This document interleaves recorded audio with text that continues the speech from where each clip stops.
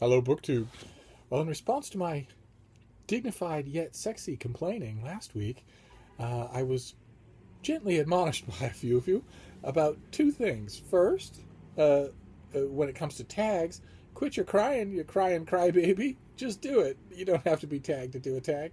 And second, that if I'm going to complain about not being tagged in tags, I really should make sure that I've already done all the tags that I was tagged in.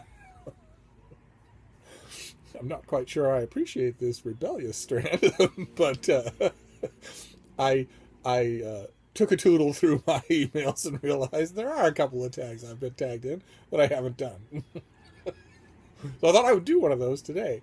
It's the I Never book tag, which was created by Lizzie Faye Loves Books, uh, and it's just that. It's an adaptation of a game she played when she was younger, the I Never round robin type game. Uh, and question number one is I never read that. A book everybody's read but you, which is a bit of an odd thing on this channel for me, but of course the number is endless. And the category that has the most of them is the popular flavor of the minute YA books that make the rounds on BookTube. Uh, most of them I have just no intention of reading. I would never go to the library to borrow them. I don't get them from publishers. I just would never buy them, of course. So, you know, things. The Passenger, is that what it was? The one with the ship in the bottle that every single big booktuber could not live without, needed it in their lives right now, gives them all the feels. Got the distinct impression none of them got past page 50. And then, it's up on the shelf and you can see it in all the videos, but it's totally forgotten and they're on to the next thing. And stuff like that. The few times that I have actually read those books, there's been there's not much there. So that would be a category for number one. Number two, I never read anything so awesome. Your favorite book, and I have a favorite. It's come up on this channel many times before. My single favorite book is Ovid's Metamorphoses, a long, episodic poem about mythology, this retelling the stories of mythology and sort of braiding them into the present day. The book ends with living Caesars that Ovid saw in the flesh. So it's his subject is not really mythology, but rather transformation. And as he wonderfully puts it in his book, he himself will be transformed. His book will make him immortal, and he was right. Let's see here. Question number three. I never thought I would get through it. A book you didn't like but powered through.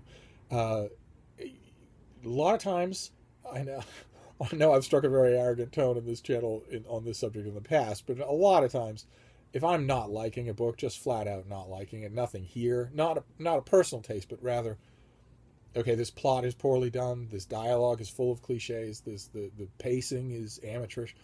If it's just poorly done, then regardless of whether I'm liking it or not, I often just abandon it. But there are some books I can't do that with. If the book is important in some way in the critical world, if then I have to read it. I have to finish it. I can't just say, well, I got 30 pages in and then gave up. So something like, for instance, into right now in the present, Jerusalem by Alan Moore, which is 1,200 pages of near incoherent gibberish, and I have to read it. Alan Moore writes a 1,200-page book. You have to read it. Examples in the past would be 2666 by the insufferable Roberto Bolaño, that just went nowhere and didn't care that it was going nowhere. Or perhaps the mother of all examples, Infinite Jest by the insufferable David Foster Wallace, that just as big a waste of time between two book covers as I know of, which is, considering all the books I've read in my life, fairly something.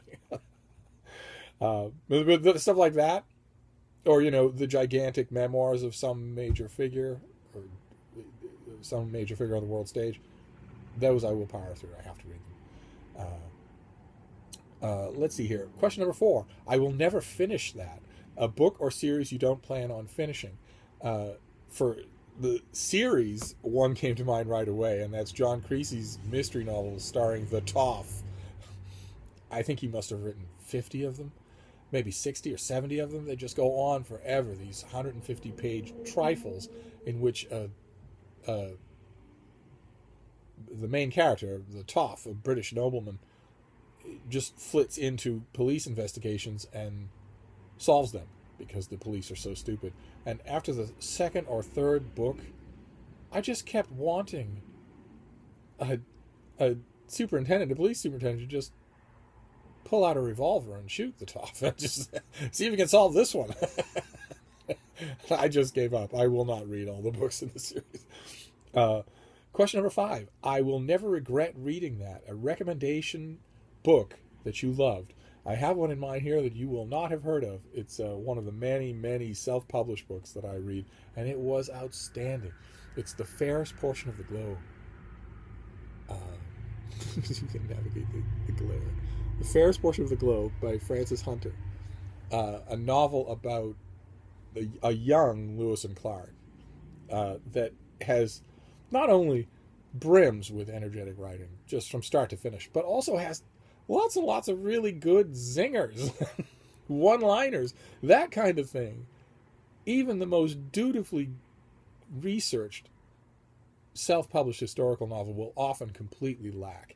In fact, it's that joy with language, it's that ability of the writer to look not only at the story they're telling, but at them telling the story, and twist and turn it here and there in little filigrees, that often separates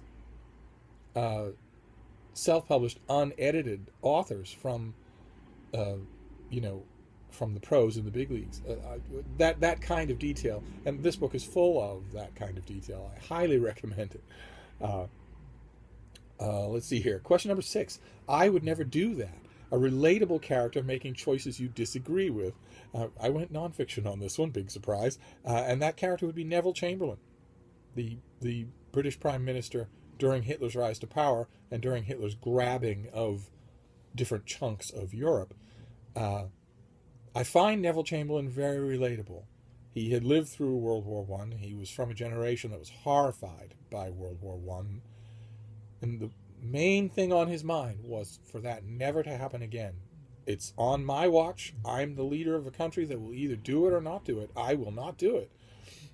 So I've got this loudmouth on the continent who wants this concession and then that concession and then the next concession.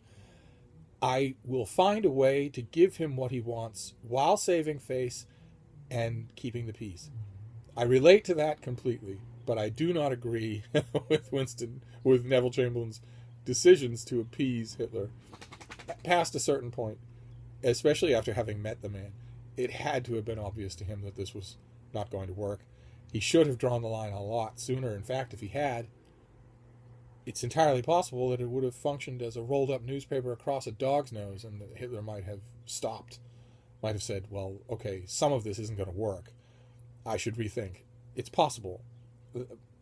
So Neville Chamberlain would be my, you'll all be feverishly Googling, but he'd be my example.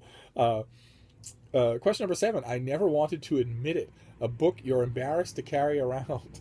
Now, I should point out that this is an example where the iPad solves that problem. No one needs to be embarrassed carrying around anything anymore because no one can tell what you're reading. And I love that.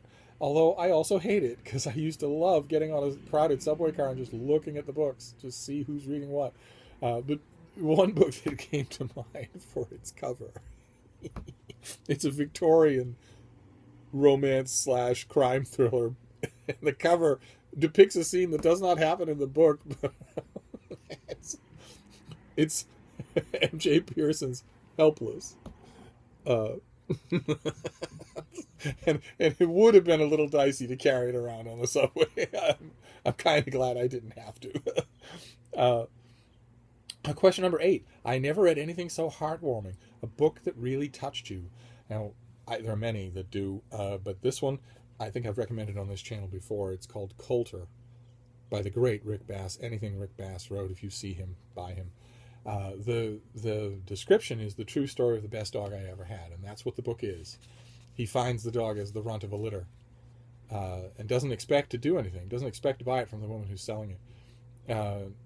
the woman, she claimed she had come by only to borrow a cup of sugar, but before she left, I had written her a check for the last pup, the runt of the litter, the one nobody else wanted. Something about the goofy little knot-headed dog made me laugh.